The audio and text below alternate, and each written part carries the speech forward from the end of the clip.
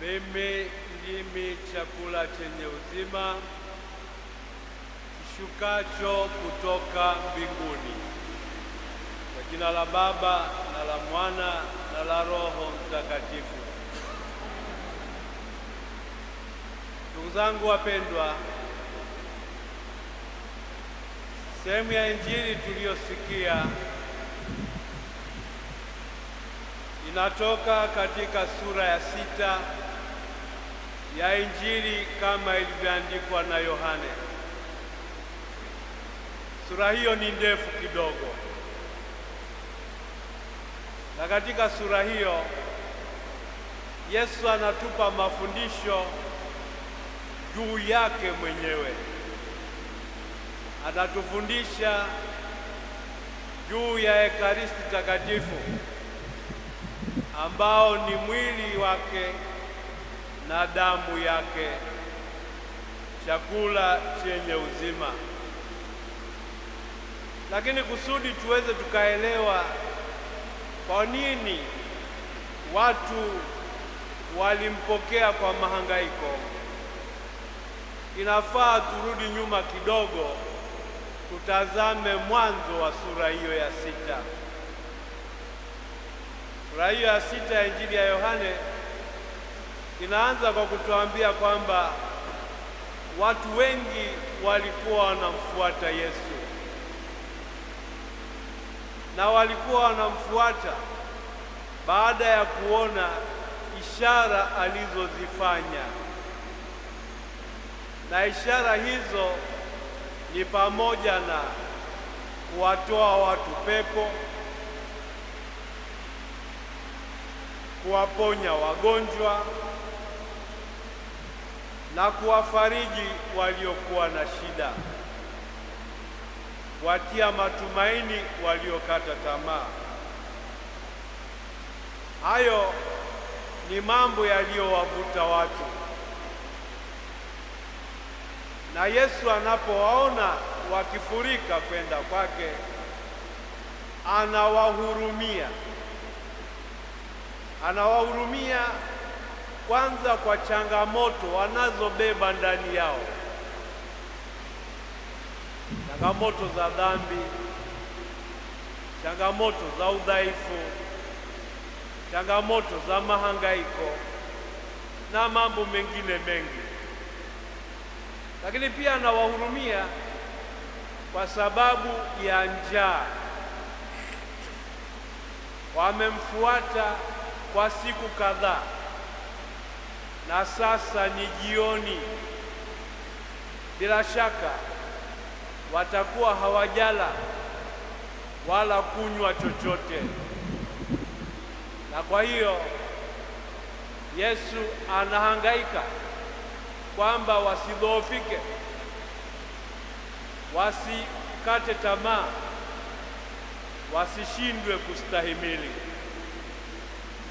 Lakini ndugu zangu, tujue kwamba Yesu anatuhangaikia sio tu kwa mahitaji ya mwili, anahangaikia usitawi wetu, anahangaikia wokovu wa kila mmoja wetu.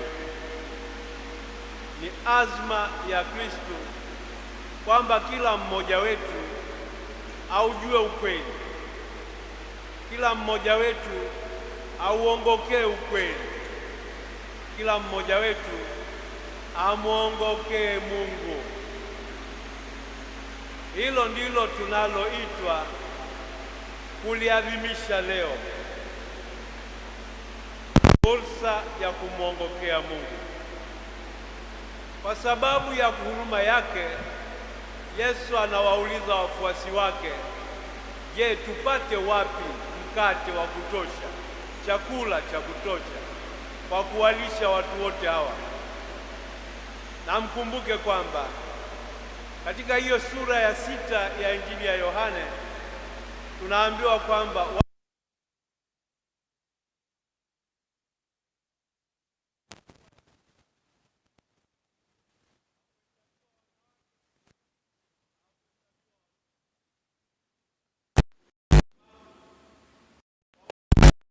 wa Kiebrania, wanawake hawakuhesabiwa hadharani, watoto pia hawakuhesabiwa hadharani. Kwa hiyo tujue kwamba kama walikuwepo wanaume 5,000 watakuwa wamekuwepo wanawake labda 8,000 na watoto labda 3,000. Kwa hiyo ilikuwa ni halaiki kubwa. Sasa Yesu anawauliza wafuasi wake, tupate wapi, tufanye nini ili tuwalishe watu hawa?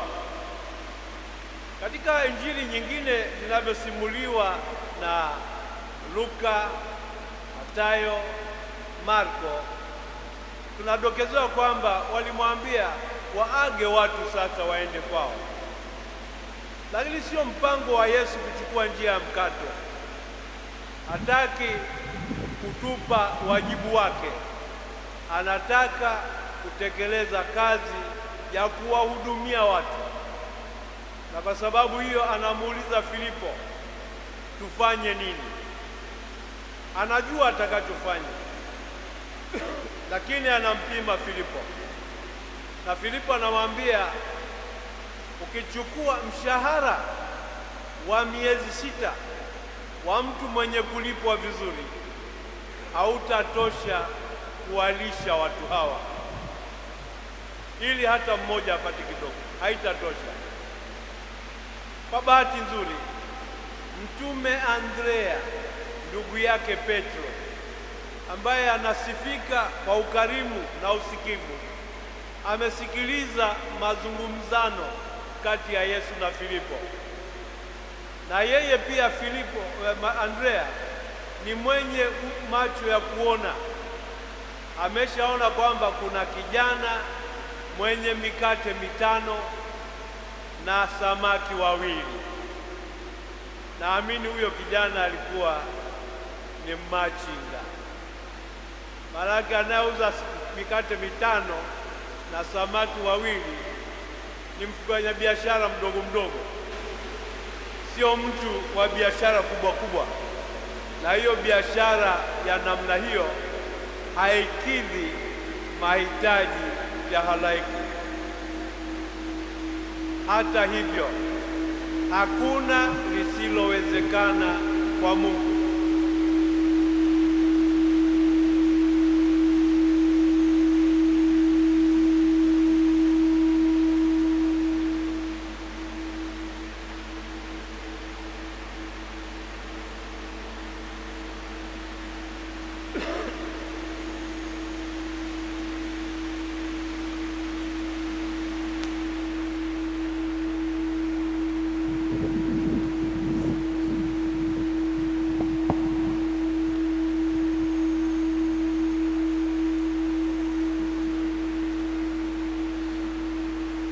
Yesu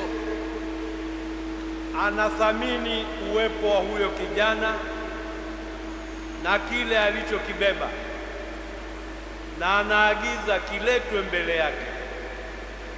Anakibariki na kuagiza watu wagawiwe mkate uliomegwa, mikate 5 na samaki 2. Naomba mtambue kwamba hiyo mikate 5 na samaki 2 ni kielelezo cha Ekaristi Takatifu tunayoadhimisha leo. Ni kielelezo cha mwili na damu ya Kristo itakayomwagika kwa ajili yetu. Yesu aliagiza wale waliokuwepo wakalishwe chini,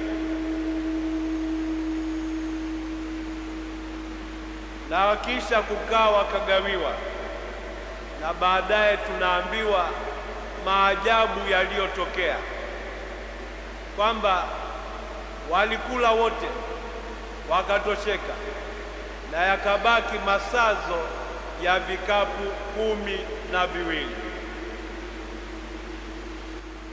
Na maana kwamba Yesu ametoa sadaka ya kutosha kwa ajili ya walimwengu wote, na ambayo itaendelea kutosha kwa zama zote.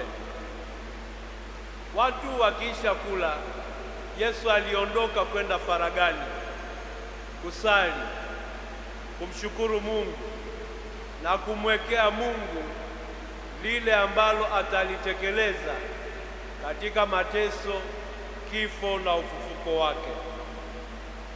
Ndugu zangu, wale waliokula wamevutwa kumfuata Yesu, wameendelea kumtafuta Yesu hata kesho yake, na waliporudi pale walipolishwa, wakaona kwamba Yesu hayupo, wakapanda mitumbwi na kumfuata yeye na wafuasi kule walipokwenda. Na tunaambiwa kwamba walipomkuta walianza kumuuliza, Bwana, umefika lini huku? Bwana, umekujaje huku?